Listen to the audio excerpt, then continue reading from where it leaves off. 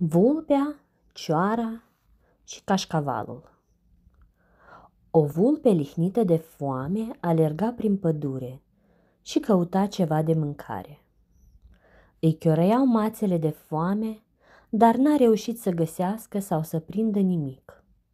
Ziua a trecut și era tot mai foame. Dacă aș găsi măcar o bucățică de cașcaval, oftă ea.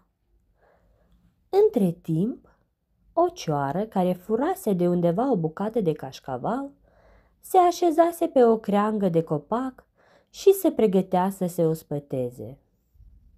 Vulpea a văzut-o și s-a făcut imediat poftă de cașcaval. A alergat sub copac și a început să o laude pe cioară. "Bună ziua, cioară!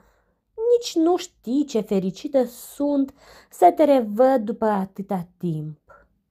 De mult doream să stau de vorbă cu tine. Vreau să îți spun că nici o pasăre pe lumea asta nu se compară cu tine. Ai pene strălucitoare care lucesc precum cele mai scumpe pietre prețioase, iar ciocul tău are o formă atât de delicată de ți-e mare dragul să te uiți la el." Și vulpea continua să o lingușească pe cioară, iar aceasta se umfla în pene de mândrie.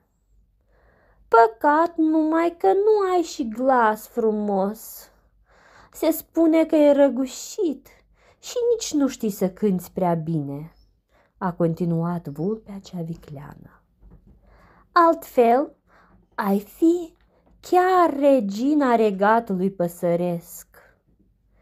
Cioara cea încrezută a vrut să arate că și vocea ei este splendidă și că ar putea fi numită pe bună dreptate regina păsărilor.